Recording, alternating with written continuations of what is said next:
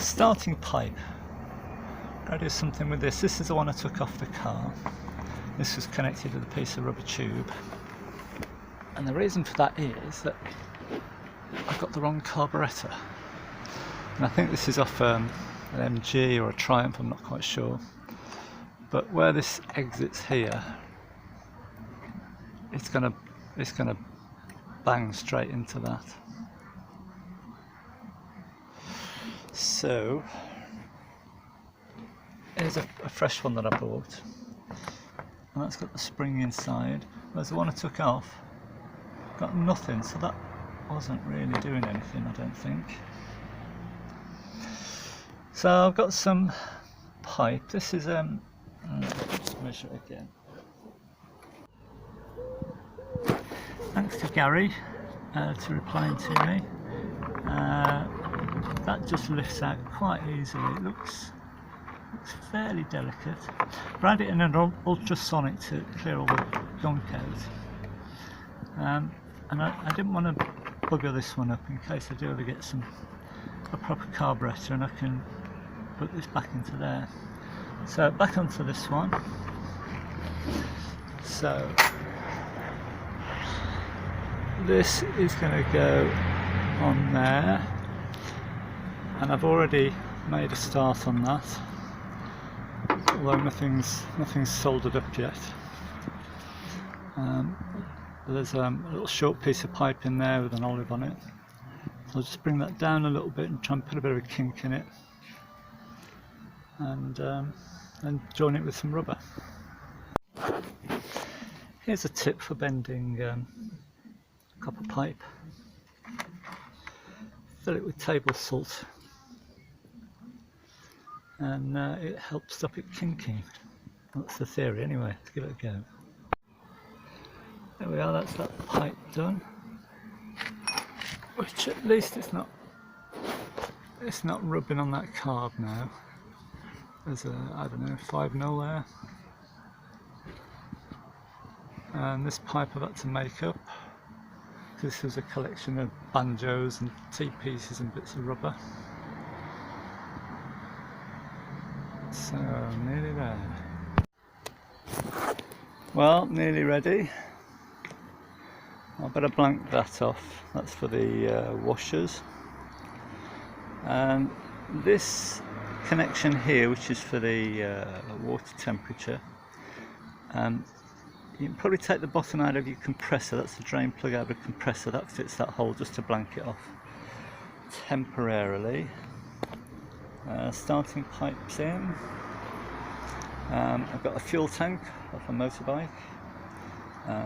Here's my on-off switch. I'm going to use the old spark plugs.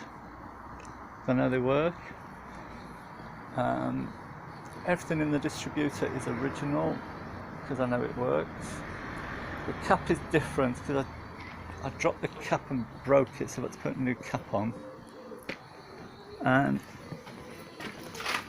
I've had to replace the wire from the coil to the cap because this just broke, it cracked. It's a shame because it's a nice one. It's transparent, you can see the wire inside. I've never seen one like that before. Radiator on a 70mm block. Alternator not wired in. That's the old fan belt just to see get going. Oil pressure gauge. I think I've got this around the right way. That's marked switch, but that's now going to go to the distributor because I'm reversing the polarity. This is pointing to number 6.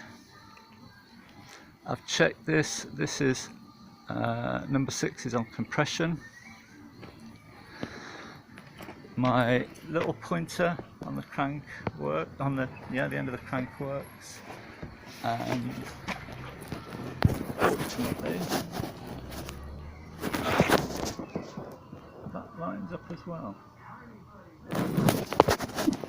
So good to go. I did find that I was trying to turn the crank over with a big spanner, and the engine was frozen, and it was because of the starter motor. I took the starter motor off and it freed up again. So I've cleaned all that up, see if that was a problem. And I'm just waiting for my mate to turn up, and we'll try and fire it. So it's just like action. Action. Okay.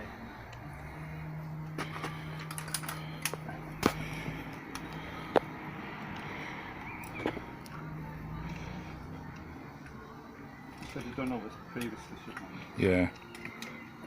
Obviously, if there's any health and safety people watching, yeah. Okay, here we go.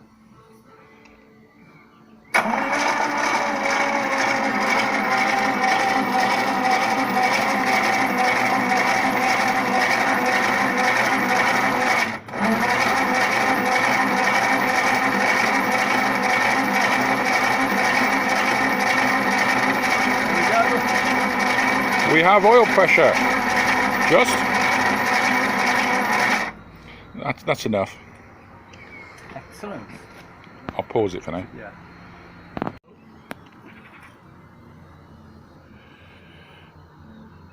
And I'll try and crank it.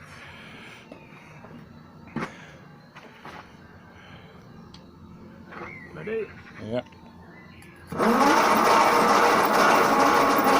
Looks like a spark to me. Goes the super unleaded. I actually put this is 97 octane. I think Yeah. it's supposed to be. Yeah. You'll have to be super unleaded to get 97.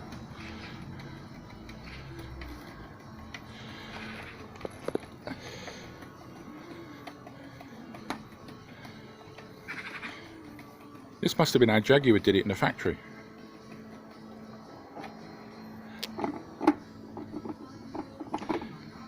Is that some lawnmower missing its petrol tank? It's off a moped.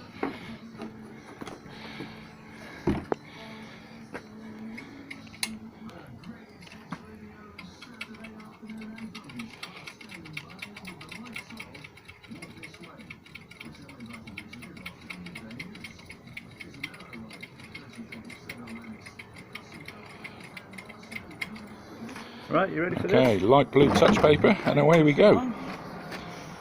The moments of truth.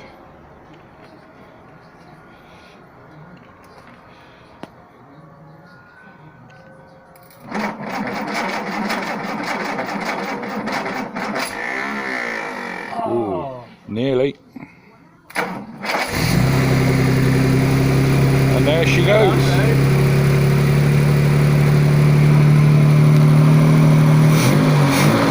Second time.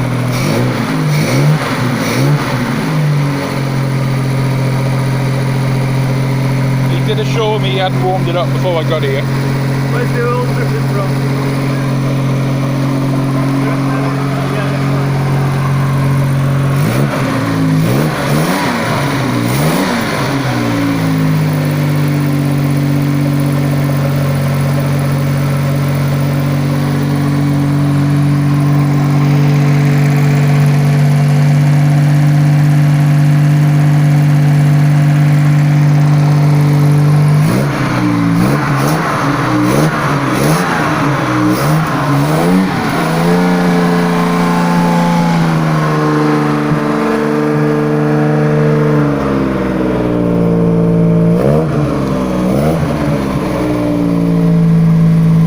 Happy man.